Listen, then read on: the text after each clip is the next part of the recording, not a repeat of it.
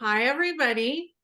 So we're going to talk about the future of music today. And I have David Cowan with me.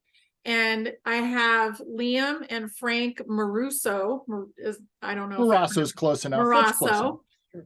And we're going to chat about music, hertz, all the different frequencies, stuff like that today. And I also want to bring it into the healing a little bit as well. Absolutely. Yeah.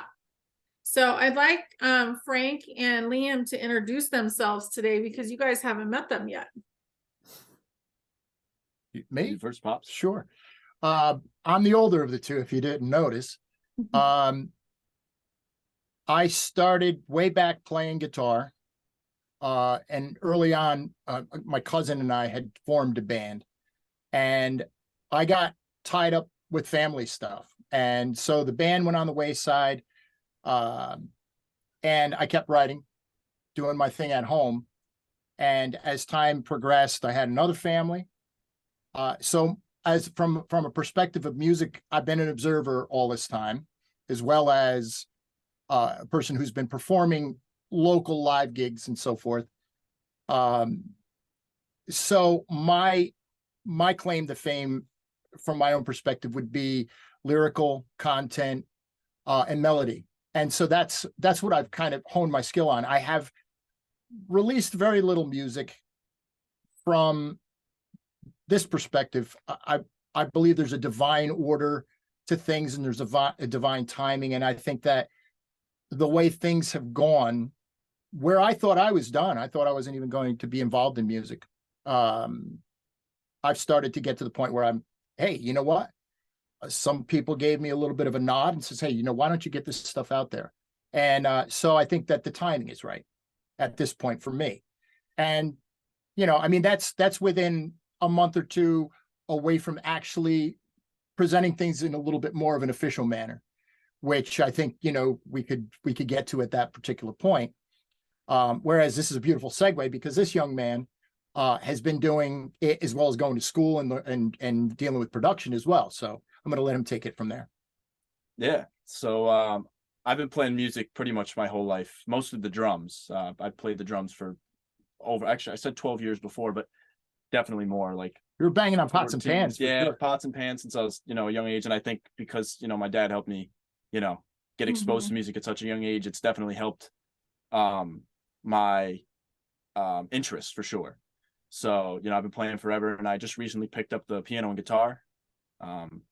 I've worked with mainly rappers, when I was a couple of years ago, mostly is when I, sent my music out to rappers and stuff. Nowadays, with, the way the music industry is changing and, all the, I would say kind of chaotic stuff, at least the top, I'm kind of trying to filter who I send my music to and how it gets distributed. But as far as my own personal interest for music, it's my life. I love it. And music is with me. I'm with music, and I'm all about it. He's got a page that's up, and that's where you store most of your music and sell it. Yep. Right. Yep. I have something called a BeatStars. So essentially I make instrumentals for, mostly like rappers tends to be the main target audience. He's got some great music across the board. He's got great music. Yep.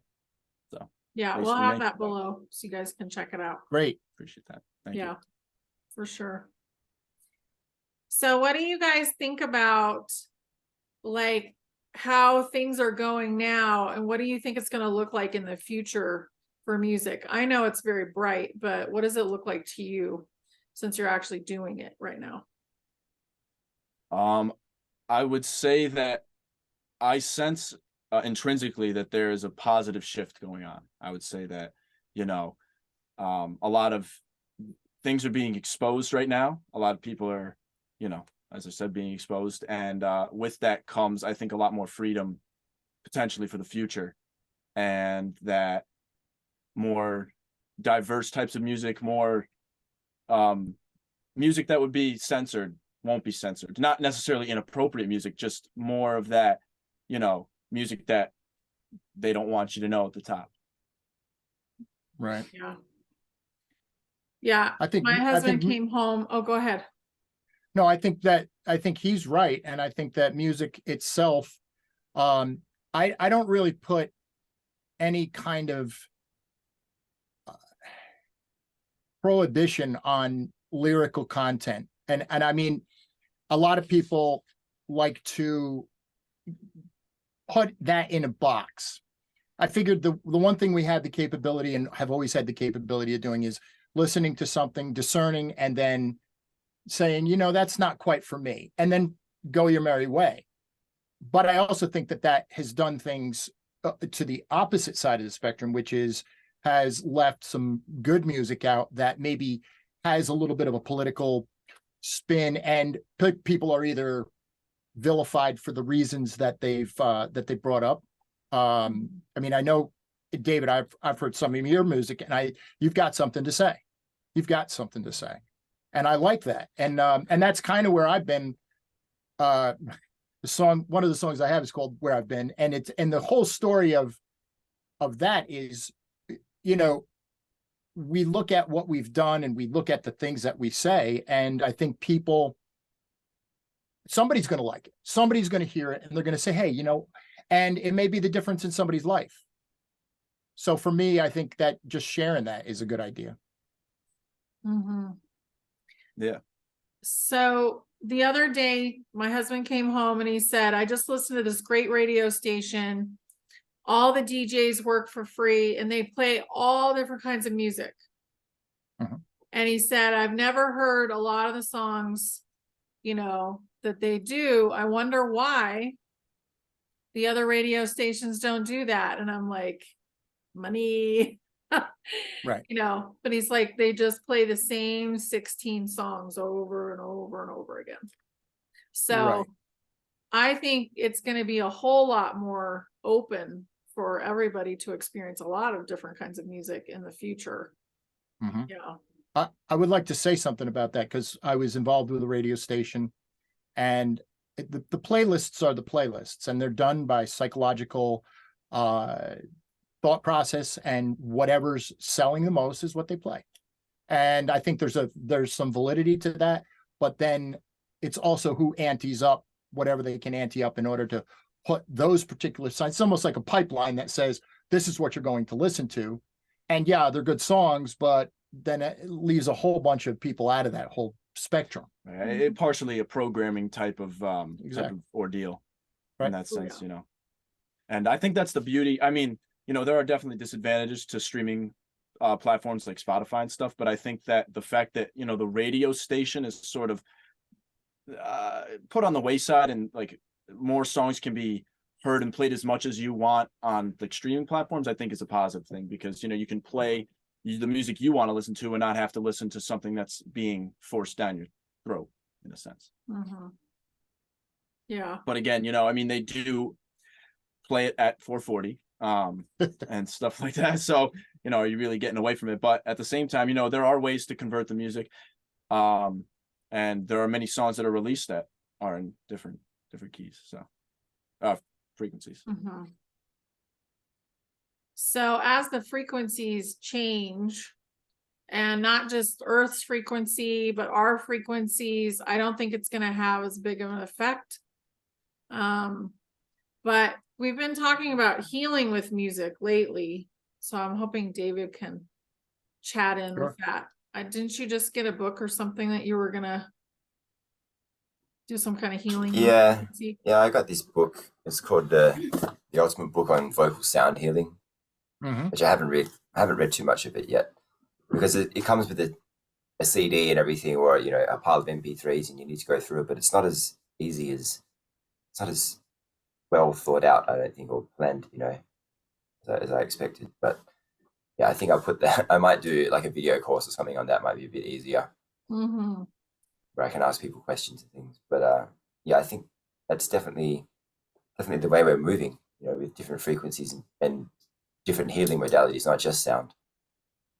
Yeah. Exactly. They say if you hum, so just if you hum to yourself, that's healing. So you're going to do some of your own healing just by using your voice. Absolutely. Yeah. Yeah. Sure. Yeah, they've done a very good job. They've done a very good job of keeping the music that we have access to, mostly like in the mainstream, really dumbed down and stupid, and and obviously with a certain message, perhaps, especially in the videos. And obviously the people like us, the independent musicians, we don't really get, I mean, it's different now because we have access to recording equipment and things. It's much easier. But when we were, when I was younger, there was nothing like that. It's very difficult to record your own music. Yeah. Yeah, I think people are fortunate in this day and age.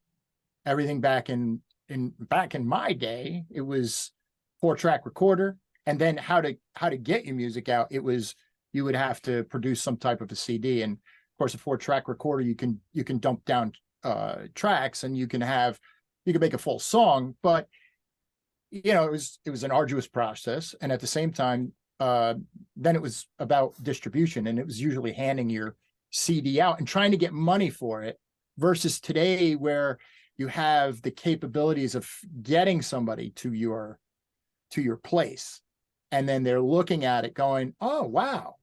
And I think that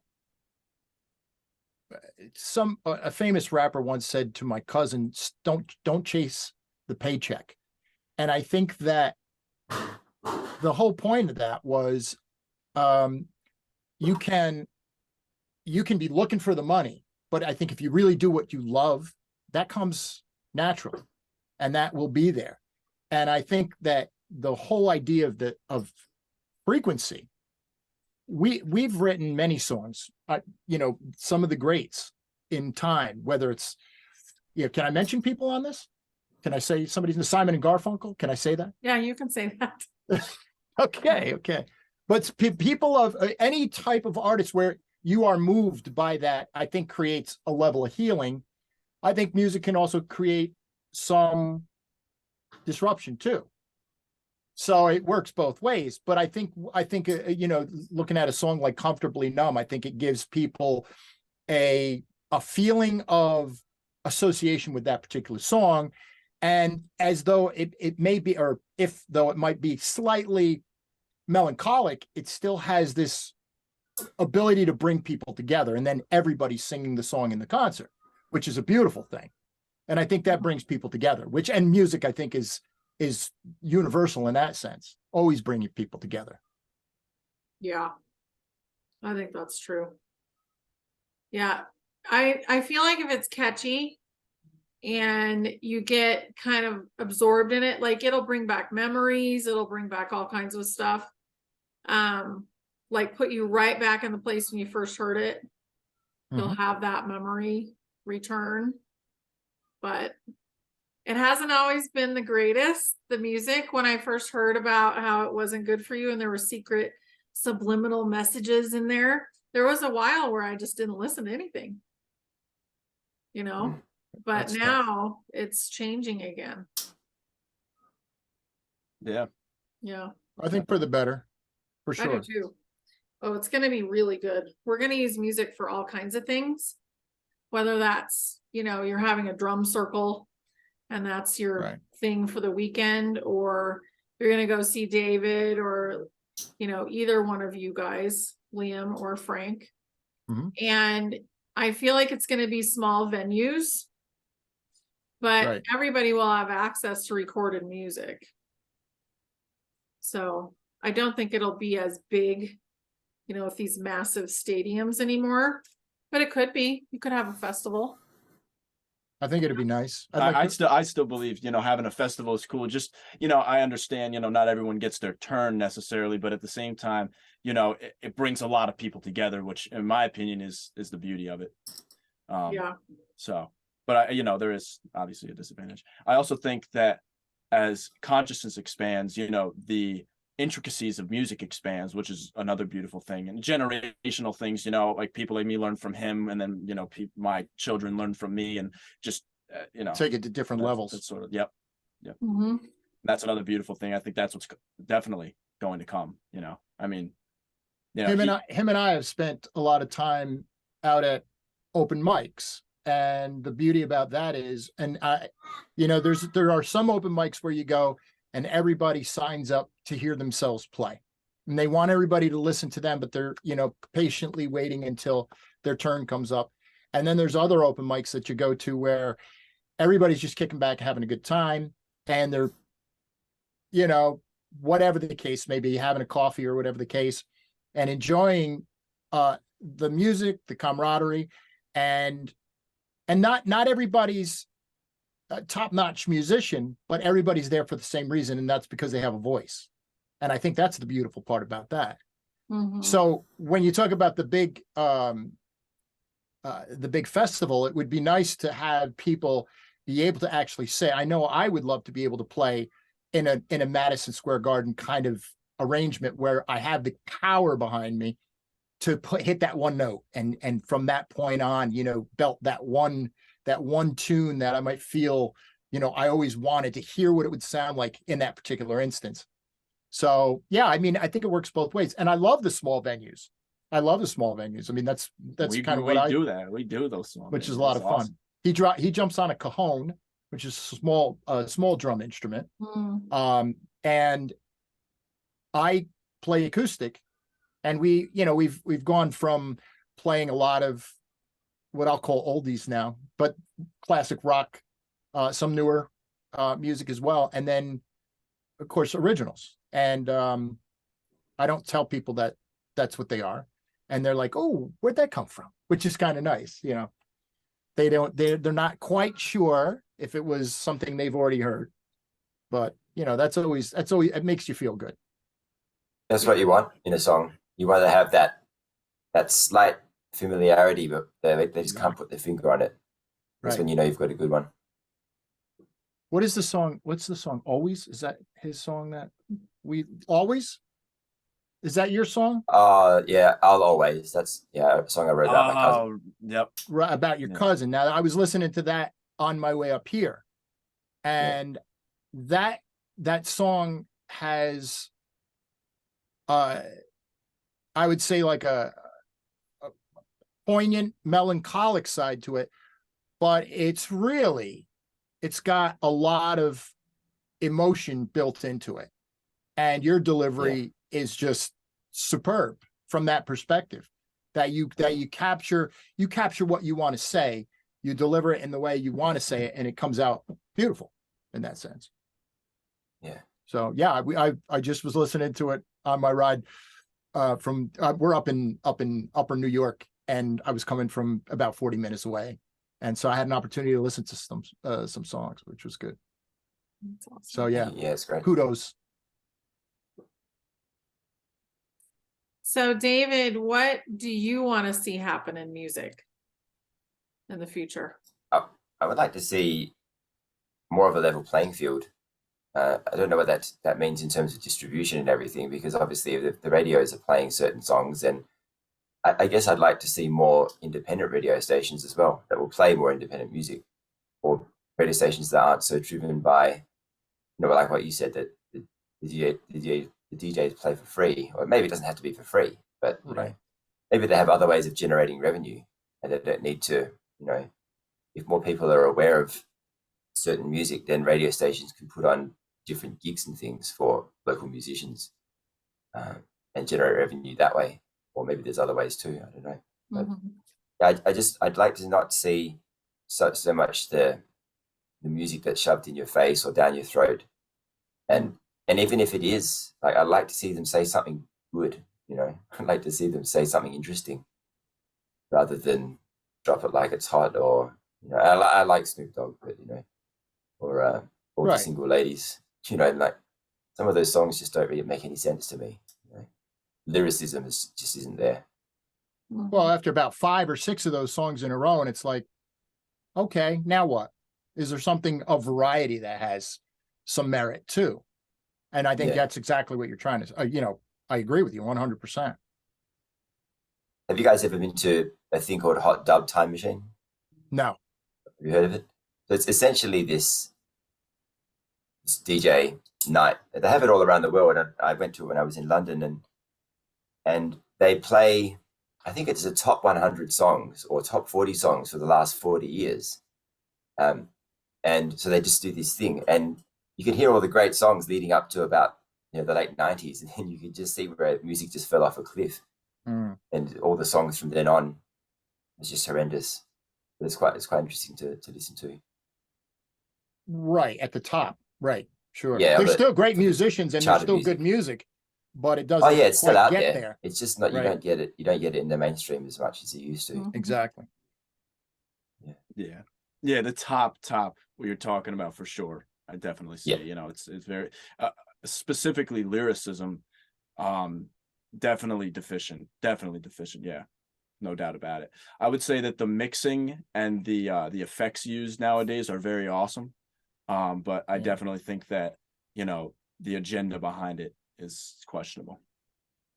Yeah, So. and you see it all in the videos. You see a lot of satanic symbolism. Sometimes it's like the devil's right there, you know, in the videos. I mean, and I wonder what what the purpose. I mean, we know there's a purpose behind a lot of what's going on, and I think that whole aspect that you're talking about, David, and you were talking about, Honey, about stations level playing field, right? That hasn't been the case over the past 4, 5, 6 years, let's say, and at least it would give people an option. Hey, I want to put up a radio station and there's nothing in my way from doing that. You know, it doesn't get to the point where somebody comes along and says, you know what you're doing, you're taking from our pie. And we don't like that. And I think that that's the part that I think has deterred people in some ways. Although there's a lot of, and I mean, that's why I'm seeing now a lot of very determined people that are a lot smaller, shall we say, people who you would think, man, you might not want to get in the way, but they're actually doing it. And I think people have gotten to the point where they're just saying, you know what, we have to do what is our truth, what is at our sovereignty level.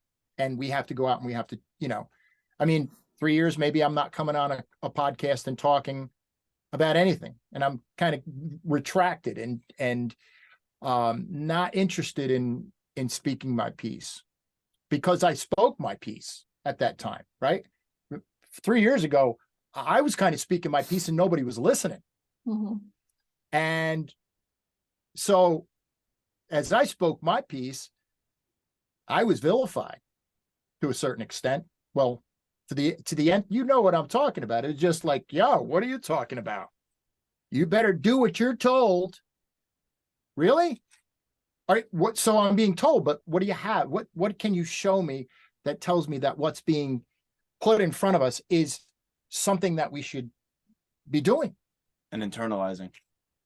Yeah. I mean, and I am a person that looks at what's going on and says there's a lot of healing that needs to be done by a lot of different people. And I have to look at myself and say, I don't want to be an I told you so person, because that's not who I am. But there's occasionally you got that little, geez, I wish things would move, or whatever the case may be. And yet there's a lot of healing and a lot of good that we can do, I think, on all levels, let's say. Because I believe that, I don't believe in this hierarchical structure. I got this frequency level where I'm turning the dial on the radio, and that's where everybody's on a different frequency. So as you tune and turn in and you're listening to so-and-so, if it doesn't resonate with me, I'm going someplace else. And I respect what you're saying, but that's just not my cup of tea. And so now I'll move on to the next one.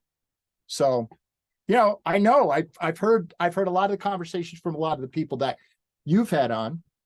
And at the same time, we all have that part of us that we just have to realize that we're all broken in a sense, and that part still needs to be healed. So as soon as I'm triggered by something and I say, man, I don't like what that guy's got to say, I have to look at myself and say, oh my, what did that bring up?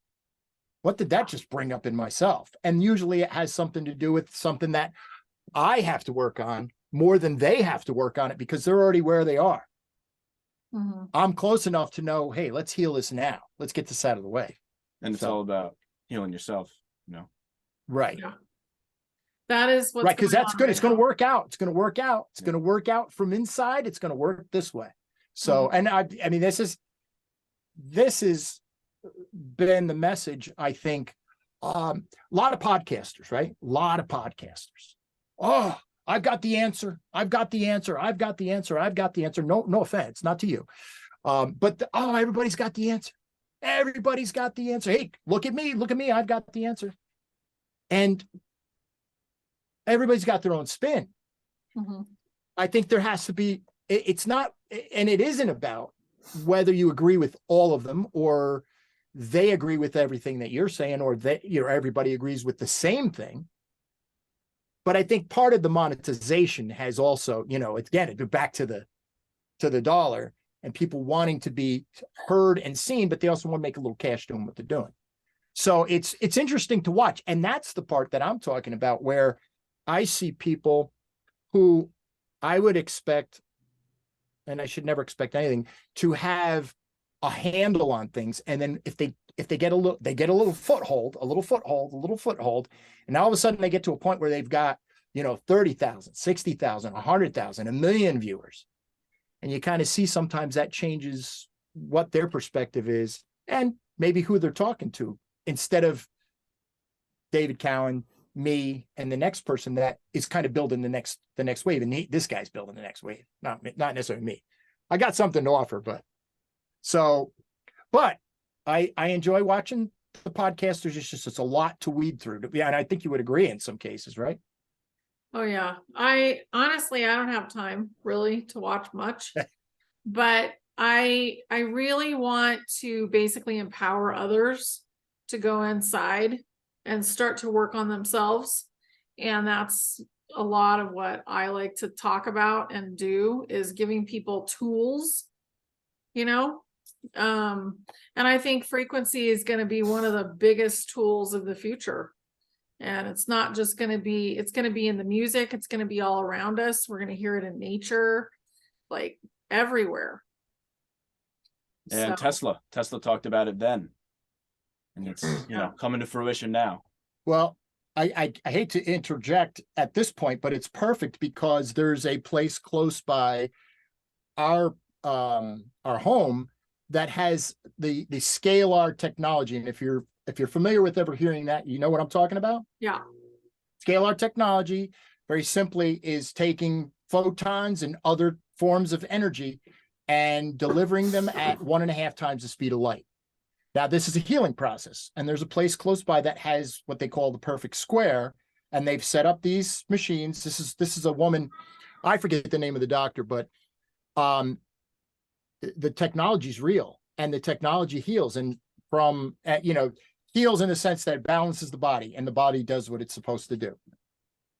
Yeah. So, And there's light and sound, especially for something I want to give out to the viewers is I mean, you even have to check the small things such as what water you're drinking. But if you just stick to what, like, personally for me, what I found is I am very level-headed. I find myself at a even playing field with myself. I find that I bring my own energy and goodwill out into the universe all the time. And what I find that helps me, especially learn and just feel positive overall, is definitely one. I mean, this is not something everyone has to do, but for me, just drinking water. I only drink water, sometimes seltzer when I go out to eat.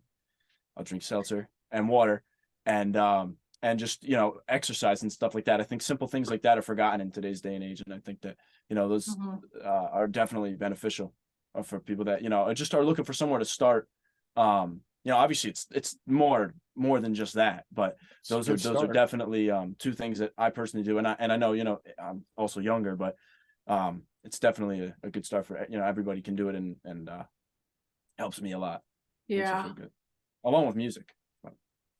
Right. Well, you It's can harder to program keep up your with. water. Exactly. Yes. Yeah. Yep. Well, what was it called? What do they do down there at Tony's? Where? Oh, yeah, the Halo water. Halo water. Yeah, we've got a couple of healing centers close by. One of my close friends, her name is Monica. She is a healer, and I met her about 6 years ago, and that changed my life as far as perspective. Because I mean, I was watching TV, doing whatever, too much TV. And I think what happened in that whole respect is she was the one actually that heard my music and said, you should come and play at the coffee shop that she owned at the time, with a friend of hers. And so I went there and I was playing, and, there were days where I felt I wasn't getting through to anybody. But meanwhile, the guy from the back, I was sitting all the way in the back, brings $5 bill and says, you're really good.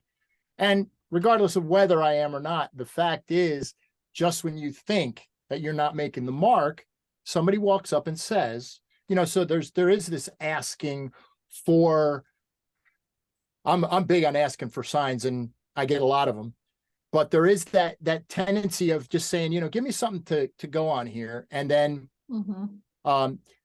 and then finding it. And she has been a big part of my whole rejuvenation, my revival, and essential oils. I was just about to say, time back into frequency, essential Right. oils. See, the frequency of essential oils, frankincense, is insane. And silver water as well. Two of the things that I would swear by as far as in the kit, the toolkit. But frankincense, I've had a couple of things where I put frankincense on them and they were questionable, and they left my body. So there was some balance going on there. And there are a lot of other good essential oils, but I just one of my, and it was one of the ones that's been gotten. Myrrh, frankincense, those things that we knew at one time that the magicians brought with the star. Whether you want to take into consideration the validity of that story or just the pieces of the story, well, they existed as far as a people go, and the magicians of that time were the healers, which is crazy. We lost that. Well, we got the undercurrent going, which I think is kind of nice. Yeah, and I've been in the machine coming up again. I'm sorry. I went out for 4 hours. I came out of there with more acuity. There was a lot of detox that took place. This was the Scalar technology, and I am going back. I asked if I could bring my guitar, and I would like to do a session there. And the fellow who runs the place said, wow, that's a great idea. What somebody's actually going to create they call it the quantum field, in the quantum field. And I'm like, oh my God. I said, well, I thought, we want to play chess, do some things that exercise the mind a little bit. And, the tendency is to go in and rest, because in the theta state, you are at your best healing state. But I'm thinking it's healing already. So why not go in there and create a little bit of music with that? And he said he would block off some time for me to go in, or if I come in and listen, they're more than welcome. And I was like, shoot, I have no problem with it. So it's actually a very cool technology, and the next of technologies with that and light and sound actually melding together. It's always been. It's just we've been dumbed down a little bit as time has gone on. And I think a lot of people, they call it the Great Awakening. I think it's happening for sure. And I'm doubting Thomas, and I'm saying, wow, this is actually happening in front of us. Way too many coincidences, way too many amazing things happening to say this is just, happenstance. This is amazing. And seeing the change in people, which is very cool. Yeah. And it's not like one day. It's not like, oh, today everybody's going to change. So. No, everybody takes a little time. Everybody's letting go. It's like they're peeling an onion, like they're letting go of a layer at a time of their stuff. But I think music is really going to help with that, and frequency in general. And color is another frequency, like light, color, sound. But I just see it as such a beautiful process, and we can enjoy it at the same time. It's not like it's something icky that we have to participate in to get well. It would only make sense. It only makes sense that you'd be enjoying something that's healing you. I mean, that makes Mhm. all the sense in the world to me. Yeah, it didn't to my parents when I was little.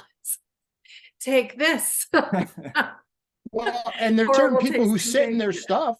Yeah. It's kind of crazy how you know, want some help. No, I'm okay sitting here brooding. I've done it myself. So it is interesting, but I do like the other alternative myself. It is so much better. And also, I was seeing a video on somewhere about healing cancer through sound, where they take some sort of, I don't know the machine, but you know, it tunes into a certain frequency that matches that cancer. And I don't even know. I'm not as familiar with it, but I thought just a little bit Cancels of it it. out. Yeah. And There's a yeah, lot of, frequencies just- for parasites, frequencies for all kinds of different things. Yeah.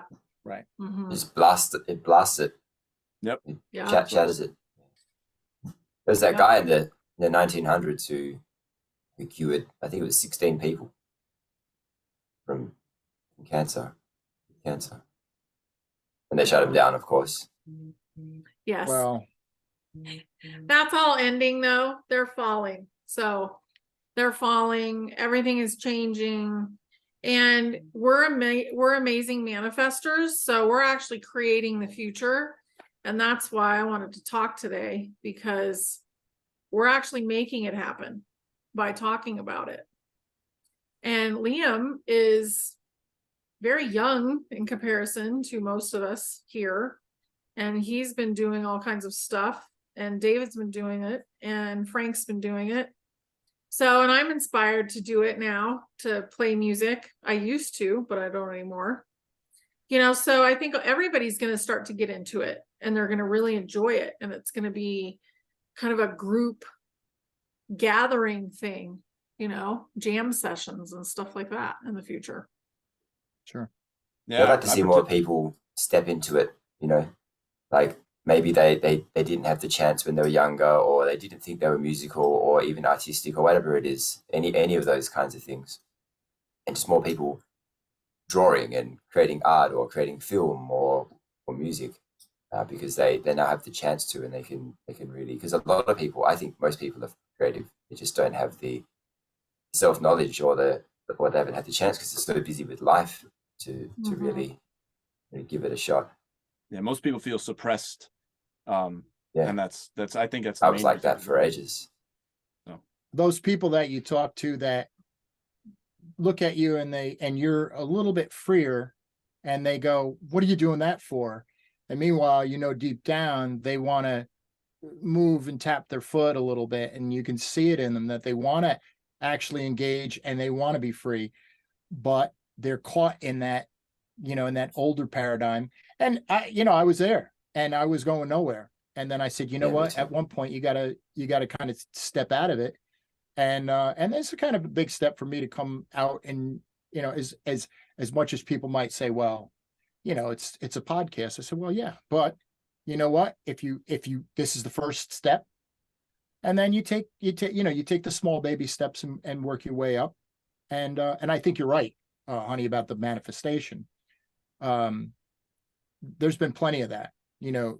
Yeah. And it's not always in the form. Everybody immediately thinks about money when you talk about manifestation. First thing that comes to people's mind. I mean, it comes to mind because what do you want? What do you want to get out of manifestation? Well, I need some money, because then I'd be able to do anything I want to make everybody happy, right? But a lot of times you're making people happy just by doing, like, the opening the door at the store. I mean, I've been polite, and that's why he's so polite, all my life. And I feel that those kinds of things are natural, but it's not natural for everybody. And I think it spreads to this group who has been kept from that a lot more nowadays, which is kind of nice. Yeah, it is nice. I think the more we're able to go ahead and show who we are, the better it's going to be for everybody else. Just kind of let it all hang out. Who are you, you know, and show it to the world without hiding or thinking you have to look a certain way or whatever that is. They're not going to be canned anymore. It's not going to be, this is the formula, you have to follow it. It's like, be yourself and you will be great for the world because you came here with that gift. Right. I think a lot It's of more people are authentic. More authentic. exactly people who have been who are solicited a specific lifestyle, let's say, that looks like it's different. Interesting. But in that lifestyle, there are people who, whatever that lifestyle may be, have a certain viewpoint that's different than the majority of that viewpoint. And those people are ostracized, even though they're part of that lifestyle. So I look at it and I go, well, wait a minute, that doesn't make any sense. You're soliciting a group of people. You want us to all be individuals, but you want us to beat to the same drum. Well, that's not being individual.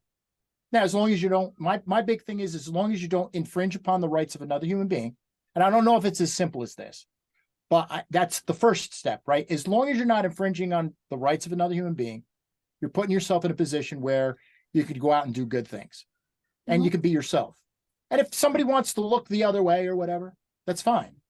But I think that's where it starts. And then from there, it goes on. I think it also it starts from having that confidence within yourself. I think once you're content with yourself and you're confident with yourself, it makes everybody else, it makes it easier for everybody else to become confident in with themselves.